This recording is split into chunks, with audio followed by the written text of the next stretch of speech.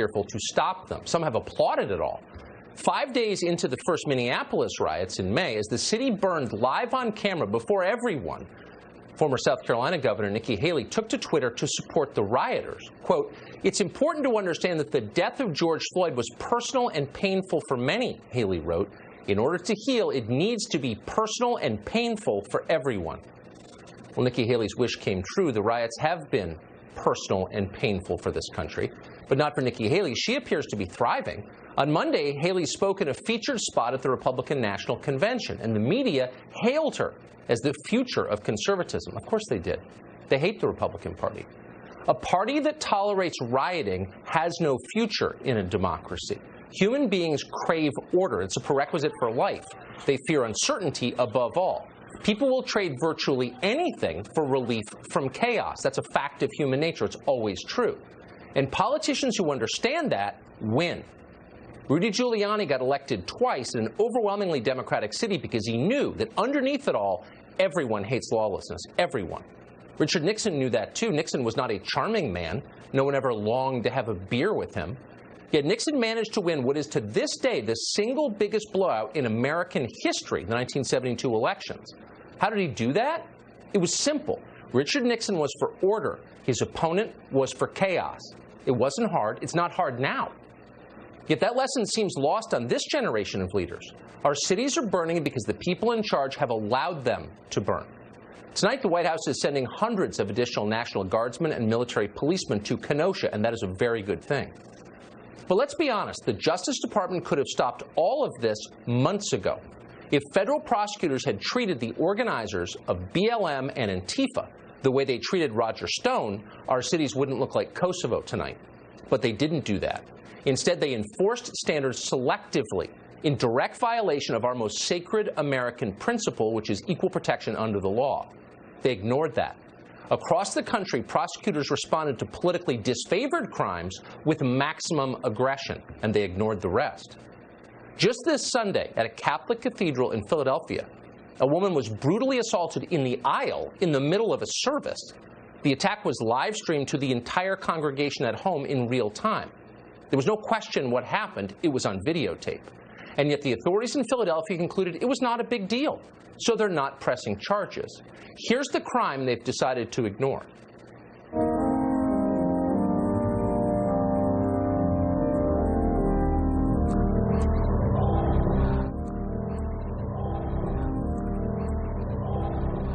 It's awful.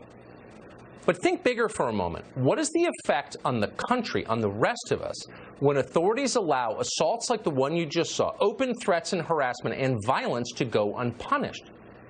What does that cause? Well, it increases tribalism, for one thing. It makes us hate each other, and that's why they're doing it.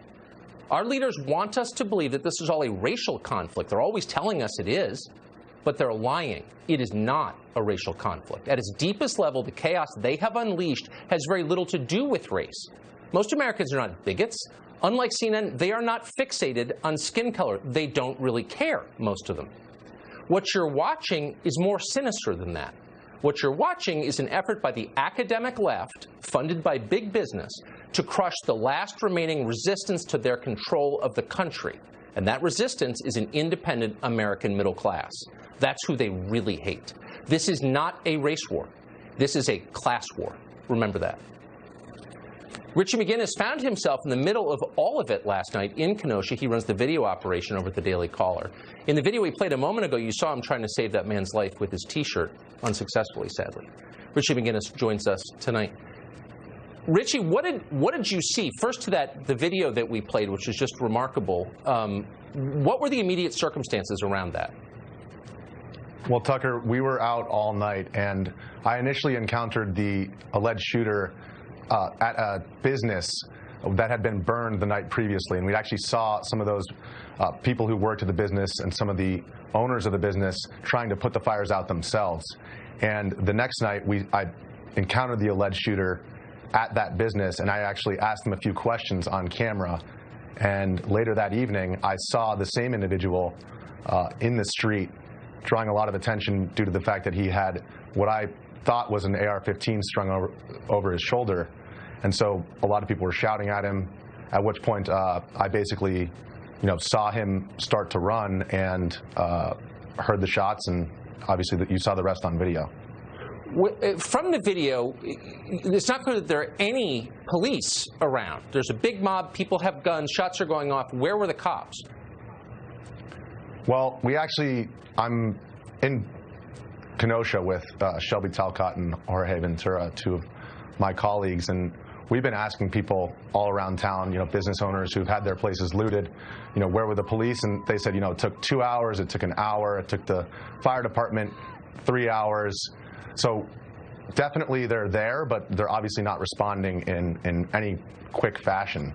So the 17-year-old who I interviewed earlier in the night, he actually mentioned that he was there to maintain peace in the absence of police.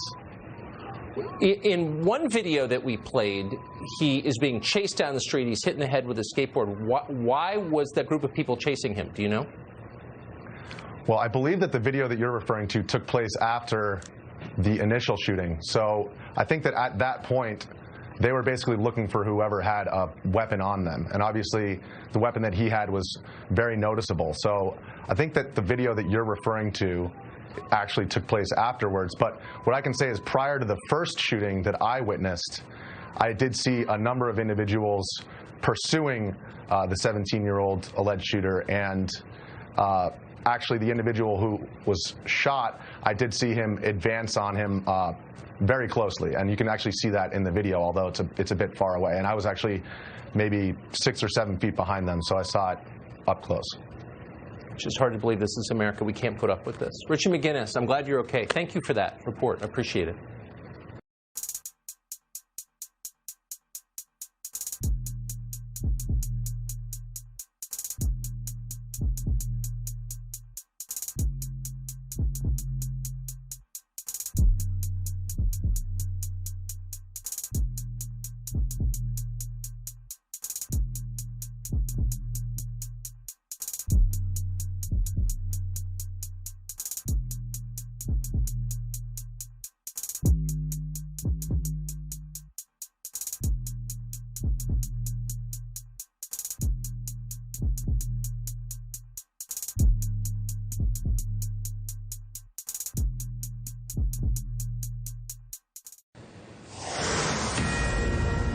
I want to bring you a Fox News alert. Hurricane Laura is on its way. It could be catastrophic as it makes landfall tonight on the Texas and Louisiana coasts. For details, we go, as we always do, to our chief meteorologist, Rick Reichmuth, who's been tracking it. Hey, Rick. Hey, Tucker. Yeah, probably the strongest storm that will ever hit southwestern Louisiana, which is saying a lot. This is a storm. It continues to strengthen. In fact, just a few minutes ago, found winds have increased to 150 miles an hour, and the pressure continues to drop. You don't want to see that when you're just probably around 4 to 6 hours away from landfall. A strengthening storm is a much more deadly storm. It is getting very close to the coastline. We already have a lot of flooding going on, but take a look at these numbers. Storm surge numbers. This is going to be the immediate most deadly impact, 15 to 20 feet around the Cameron area and maybe just towards the east. It's wherever the storm comes ashore, and anywhere to the east of that is where the worst of it will be. But now expecting up to 20 foot of storm surge. Imagine 20 feet above the ground and then waves crashing on top of that. That's why they're saying absolutely nothing will be able to survive along the coast if anybody is not out of there. Want to take a look at the future radar here. This is what the model thinks the storm will look like. There you go, around 2 in the morning, the center of the storm coming on shore right across parts of southwestern Louisiana. I think eastern Texas, you're going to have some impacts from this, but places like Houston that yesterday we were worried about, you're going to have maybe some strong winds, but nothing that is going to be that bad. It is going to be a southwestern Louisiana storm, and by tomorrow, still probably tropical storm force winds, Tucker, all the way up in towards parts of Arkansas. Shocking. Rick Reichmuth, thanks. We'll be, I know, talking to you again soon. Thank you. Some disturbing new information tonight about a man who might soon be the top prosecutor in the city of Los Angeles. That's next. Plus, extensive coverage, full coverage of the Republican National Convention's Night 3. The big speakers are moving toward the stage, including the Vice President of the United States. We'll be on it.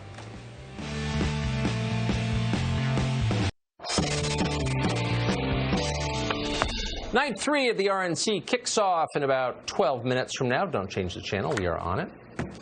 But first, we want to bring you some pretty disturbing news out of California. It involves a man who many blame for skyrocketing crime in the city of San Francisco. That man is now running for district attorney in Los Angeles. He's getting support from the state's governor, Gavin Newsom. For details in this story, which is worth knowing, Fox Los Angeles reporter Bill Malugin is on the case. Bill, good to see you. Hey, Tucker, thanks for having me. We are talking about LA DA candidate George Gascon. He is the ultimate progressive candidate for this race here in LA, but specifically we're talking about some very controversial tweets members of his public policy committee have posted in the past, and these are people that he says are an all-star committee, a grouping of brilliant minds. So we found some of these tweets and we want to show some of them to you. Let's start with Elisa Blair. This was posted on May 29th. Again, one of his policy committee members. It says, quote, "Burn that expletive down. We must destroy in order to rebuild." That comment coming during the George Floyd riots.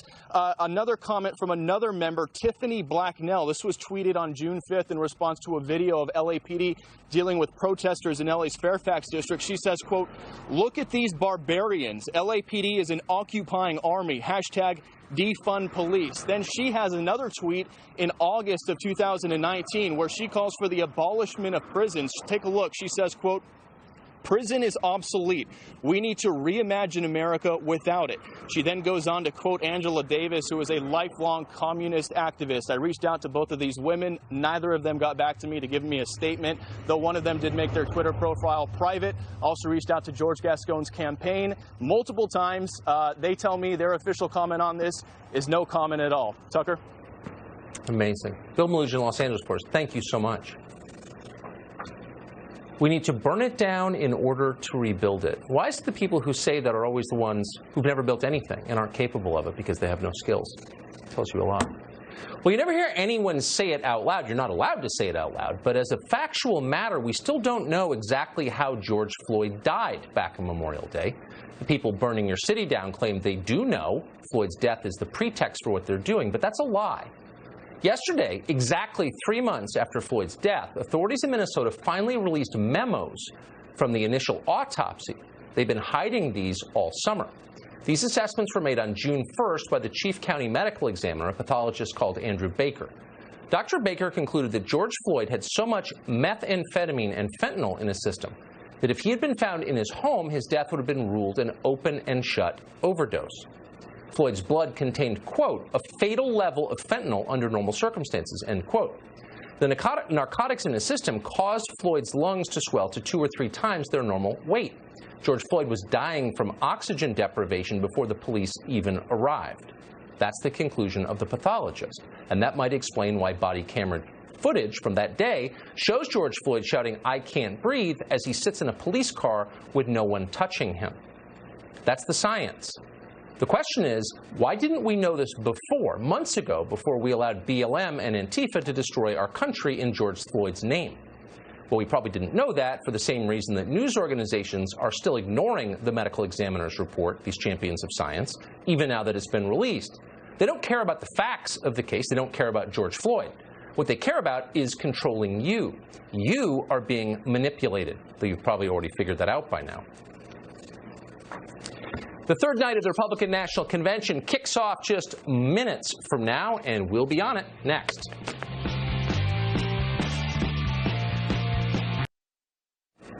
Night 3 of the Republican National Convention kicks off about 3 minutes from now. Big focus has been restoring law and order to America's cities. CNN has changed its tune abruptly. CNN has decided that the rioting in Kenosha needs to stop because it might be hurting Joe Biden's chances of winning. Why? He's got to come out and tell people that he is going to deal with the issue of police reform in this country, and that what's happening now is happening under Donald Trump's watch. The rioting has to stop. Chris, as you know and I know, it's showing up in the polling. It's showing up in focus groups. It is the only thing right now that is sticking. It's showing up in the focus groups, quote, therefore it matters. Victor Davis Hanson is a senior fellow at the Hoover Institute. Happy to have him on tonight. Professor, have you ever heard anything more cynical than that? We need to stop killing people because it's showing up in the focus groups. Very rarely. I think they thought Joe Biden was going to run out the clock. He had an 8 or 9 point lead in the polls. He was going to be in the basement.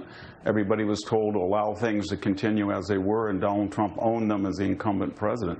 And then they made a really devil's bargain with the Sanders people. These are the shock troops in the street of Bernie Sanders. And they were basically saying to Biden, we'll provide the anarchy and the chaos.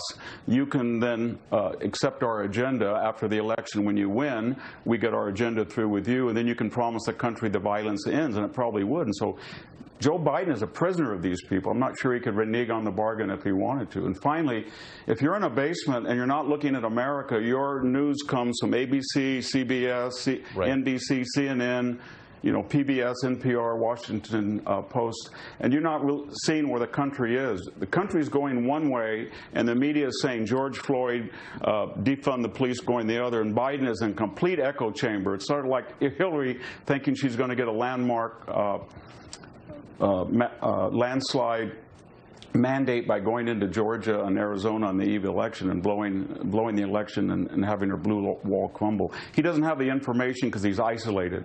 And I think now the polls are finally seeping into these people. And he said, oh my God, the country is sick of this stuff, and the polls are going, and Trump's creeping up in the Zogby poll or these other focus groups, and we got to do something quick. But it's not based on principle. They mortgaged their souls a long time ago to create this chaos, and they said to America, we'll stop it if you elect us. Yep. And that's where we are. Unbelievable. Nicely put. Professor, thank you for that. We're going to take you now to night 3 of the Republican National Convention. Opens right now.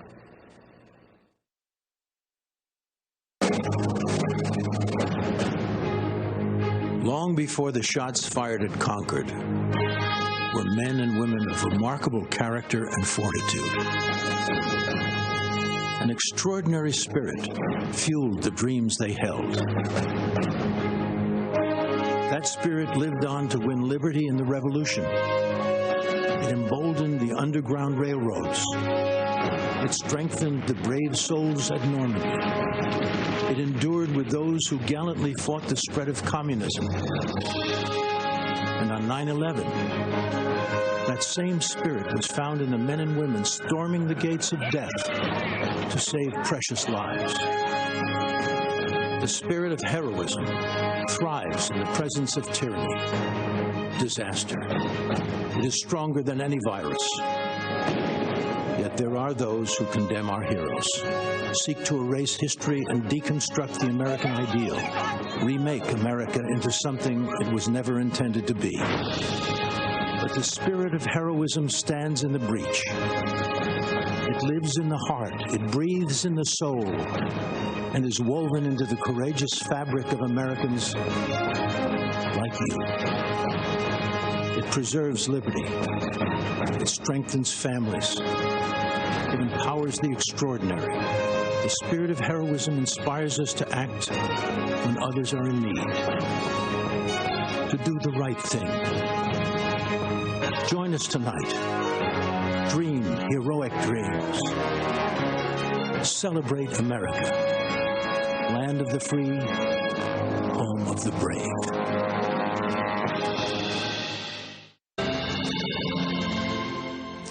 What's known in the TV business as a cold open, produced by the Republican National Convention. The Republicans are often mocked for their estrangement from Hollywood.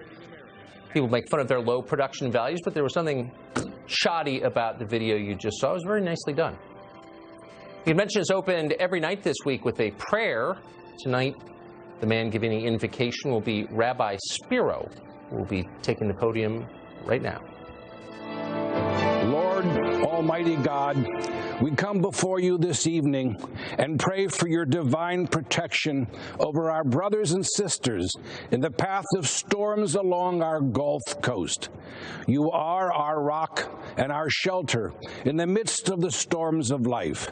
You are the God who commands the winds and the waves, and we pray that you will provide refuge to our people. O Lord, you have granted us certain natural rights, such as the right to speak freely, life, liberty, the pursuit of happiness, as well as religious freedom, the right to assemble, and the right to self-defense. Only in America have these as belonging to the people, embodying the very essence of our government. Father, we pray that this outlook and mindset, this form of government continues, as has been our history, especially now when, to our horror, it is being challenged. And so we pray that God gives strength and health to our president, who has splendidly demonstrated daily his determination to defend and maintain the God-given rights of our citizens, as enshrined in our Constitution and in our Declaration, eloquently passed down through our Judeo-Christian tradition. President Trump has stood up fearlessly against those who are corrupting the term social justice so as to deny Americans their birthright and these divine gifts. May God protect him. May God bless all those in government and among our citizens who seek to honor, defend, and preserve our heritage.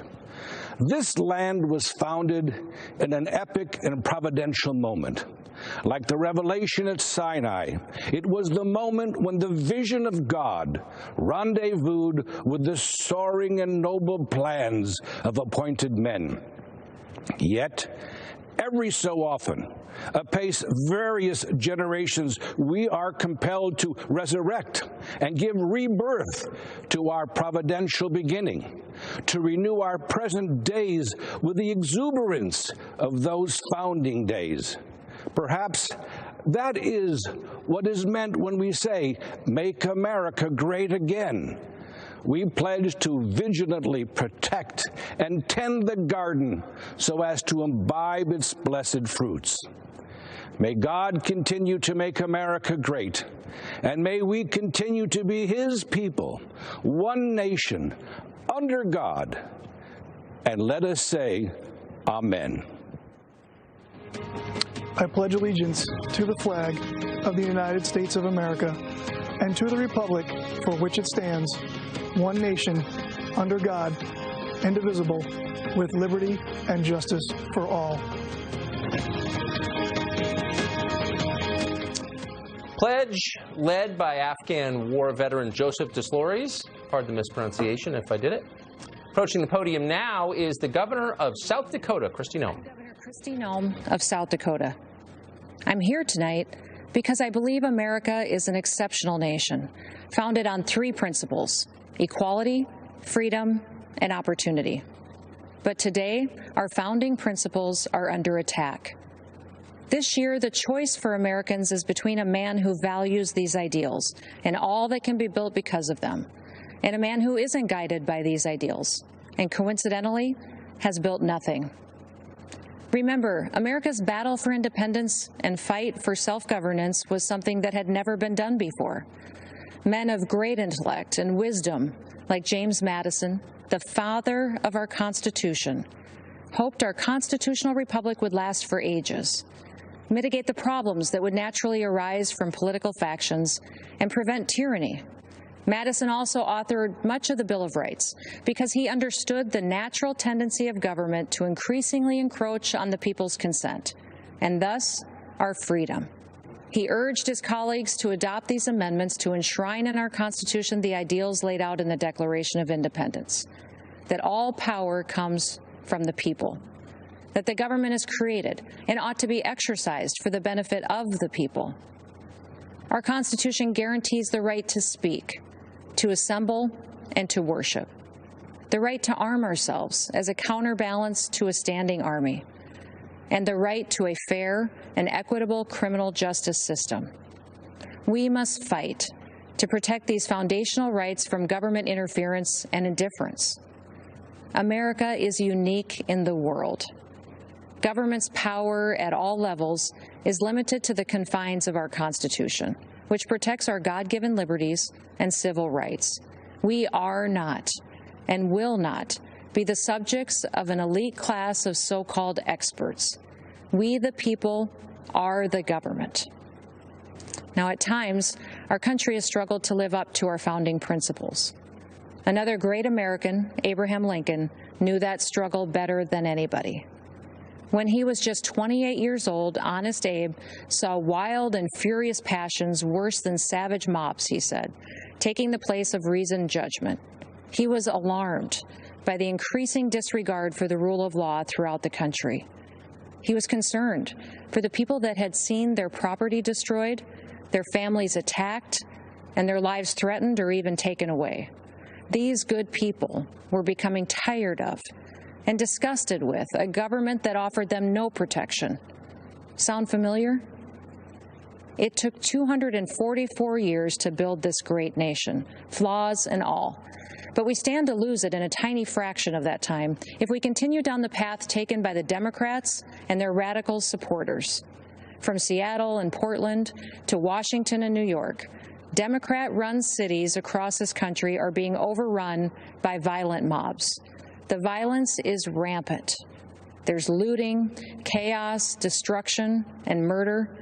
People that can afford to flee have fled, but the people that can't, good, hardworking Americans, are left to fend for themselves. The Republican Party's commitment to individual rights and self-government is as necessary today as it was in 1860 when we won our first presidential election. Our party respects individuals based on who they are. We don't divide people based on their beliefs or their roots. We don't shun people who think for themselves. We respect everyone equally under the Constitution, and we treat them as Martin Luther King Jr. wished, according to the content of their character, not the color of their skin. In just 4 years, President Trump has lifted people of all races and backgrounds out of poverty. He shrunk government. He put money back into the pockets of hardworking, ordinary Americans. He has advanced religious liberty. He protected the Second Amendment. You can look back 50 years. You won't find anyone that has surpassed President Trump's success on these 4 issues alone. History chooses its heroes for the time in which they live. At our founding, Madison was one of the chosen. When the nation's very existence was challenged, it was Lincoln's turn. Thanks to these men, America is a land of hope. Their examples have been repeated in countless ways by simple Americans following their conscience. But there is another American hero to be recognized, and that is the common American. This is who President Trump is fighting for. He's fighting for you. Kristi Noem of South Dakota. Remember the name. You're going to see her again. No question about it. And now, as promised, one of the forgotten men we've been hearing about this week, a logger from Minnesota, Scott Dane, speaks. I'm Scott Dane. I represent loggers and truckers in Minnesota, but I also represent a way of life. Logging's been a part of the great American story from the beginning. In fact, if you go to the Capitol Rotunda and look up, you can see loggers on one of the panels, New England settlers carving out a new world from the wilderness. But logging is the most dangerous job in the country, but we embrace that risk because we know America was built by strong people building things together. America needs us to keep building, and we can't wait to be a part of it. But the last time Joe Biden was in the White House, Minnesota lost nearly half of its mills, thousands of jobs, and experienced nearly a decade of decline. It was a similar story in other parts of the country. The administration just didn't seem to care. In 47 years in Washington, Joe Biden hasn't done anything for the timber industry. When plants closed in Duluth, Sartell, Cook, and Bemidji, they were just numbers on a paper to the Obama-Biden administration. To me, they were people and jobs and families. Under Obama-Biden, radical environmentalists were allowed to kill the forests. Wildfire after wildfire shows the consequences. Managed forests, the kind my people work in, are healthy forests. Under President Trump, we've seen a new recognition of the value of forest management in reducing wildfires. And we've seen new support for our way of life, where a strong back and a strong work ethic can build a strong middle class. We want to build families where we were raised and stand by communities that stood by us. We want that way of life available for the next generation, and we want our forests there too. President Trump, Thank you for helping us do just that. We want to raise families where we were raised. A lot of people want that. Much more from the Republican National Convention tonight, plus an update on Hurricane Laura. Might be the most powerful hurricane ever to hit the coast of Louisiana. We're back in 60 seconds.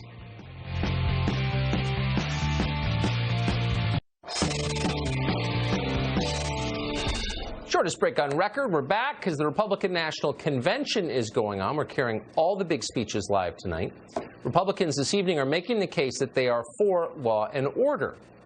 Joe Biden, not for law and order. They can make a credible case. Joe Biden has said virtually nothing about the violence in our streets. He offered some kind of tepid condemnation of the violence today, sort of.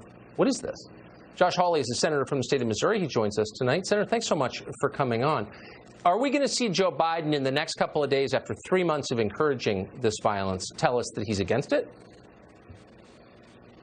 No, of course not. And the reason is, Tucker, is that the Marxist left, and let's just call it what it is, the Marxist left is essentially in control now of the Democratic Party. I mean, these are the people who say that America is structurally oppressive and structurally racist and structurally evil. And Joe Biden is absolutely in thrall to them. So this is why he can't come out and condemn what we're seeing right in front of our own eyes, which is the assault on law-abiding Americans. And it's time for Republicans to stand up clearly and say, enough is enough. We're not going to be part of this. We're not going to condone this ideology, this Marxist ideology, and we're going to protect the American people. It's the first job of government, and it's time that the American people were protected, law-abiding citizens. It is the first job of government. Amen. You said that as clearly as I've heard anybody say it. Are we going to start to see more Republican office holders say what you just said? Well, I sure hope so, and I hope that we will send a very clear message as Republicans that this is the job of government, and any elite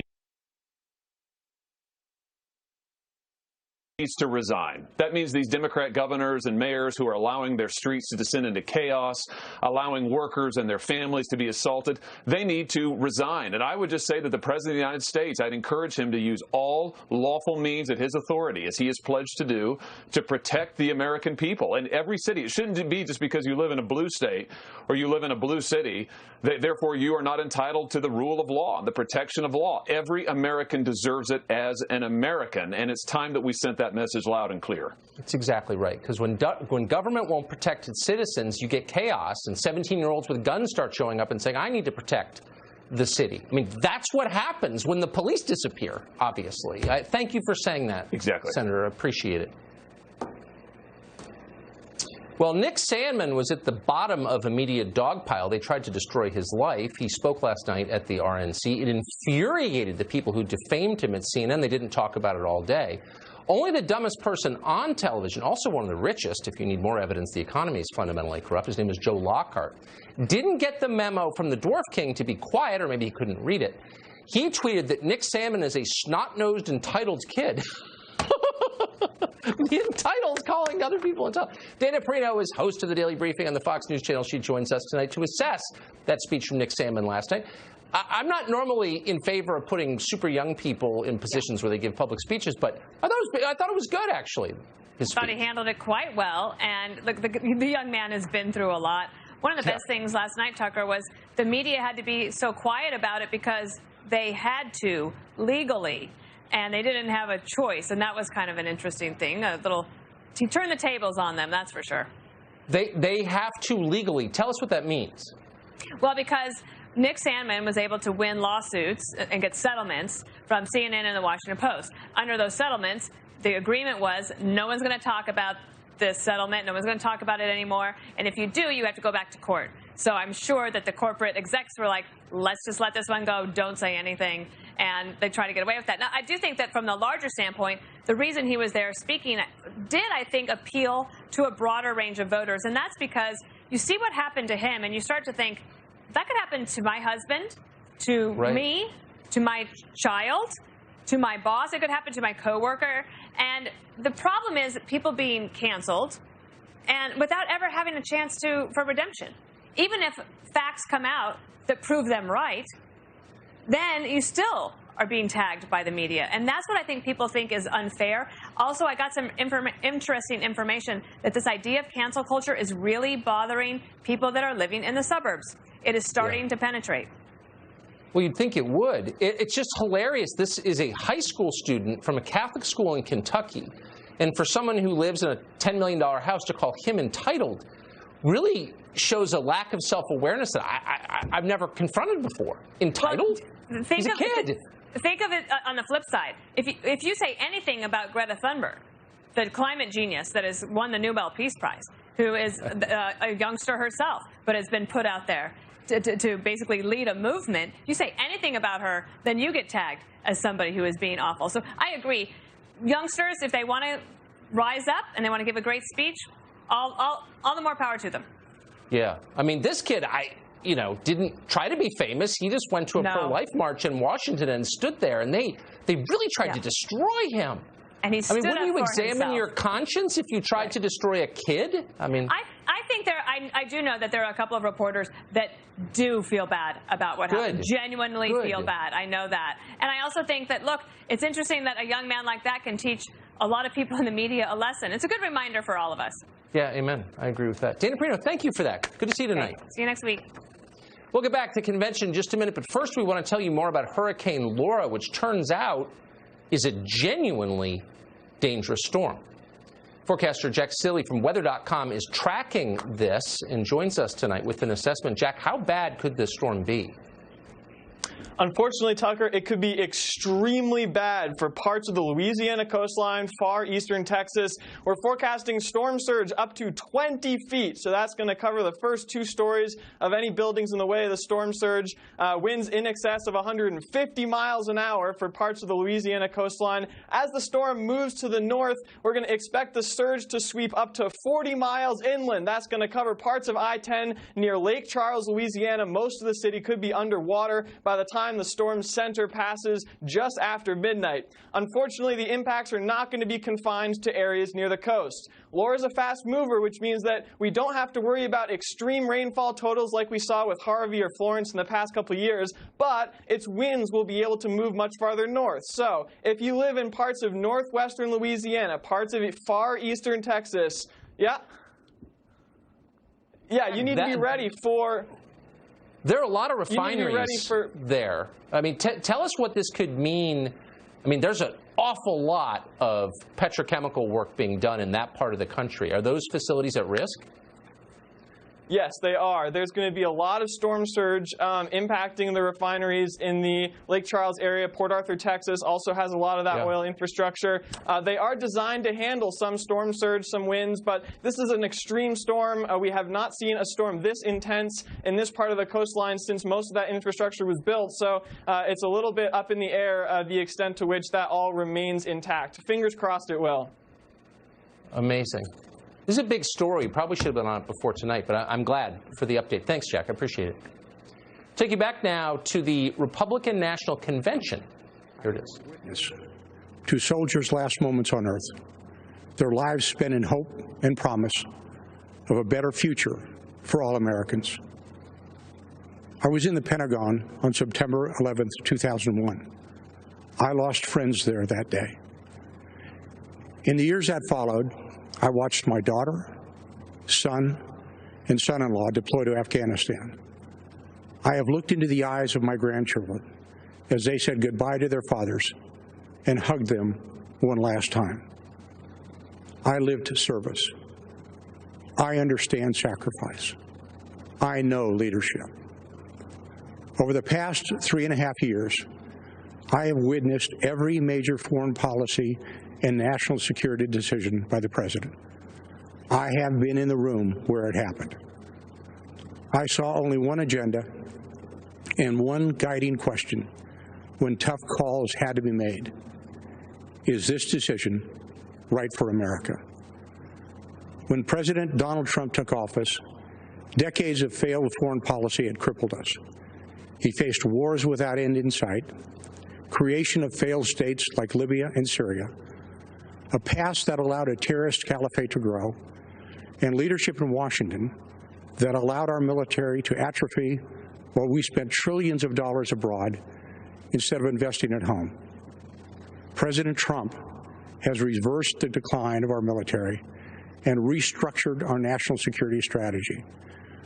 With historic investment and vision, our military is now better equipped, better resourced, and better manned than any military in the world.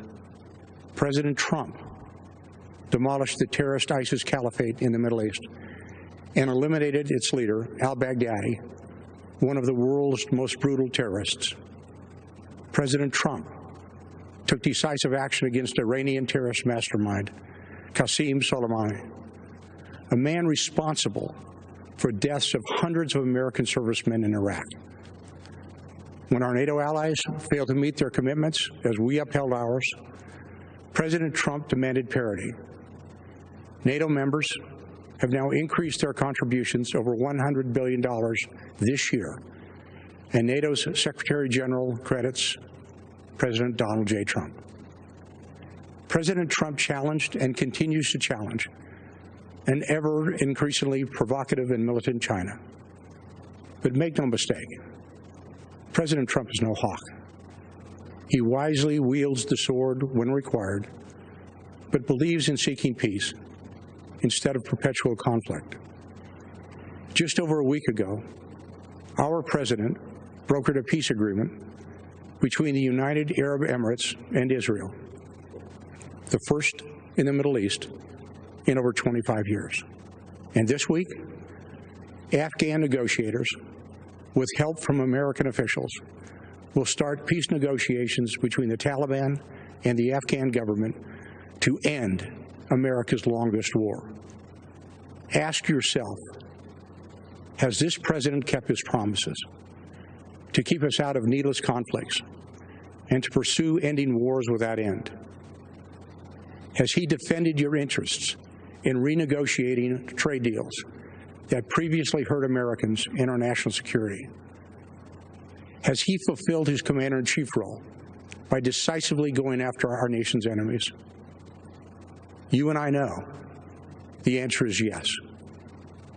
The choice is clear. This is the most important election of our lifetime. The next 4 years will decide the course of our country for decades to come. I am asking you to stand up and be counted, so we never have to look back and recall what it was once like in America when men and women were free, our families were secure, and we had a president who served the people. God bless America. Thank you, and good night.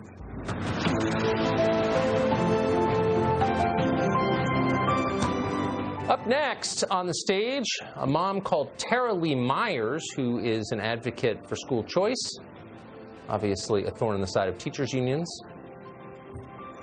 And she's going to be explaining her experiences raising a child with special needs. Here she is.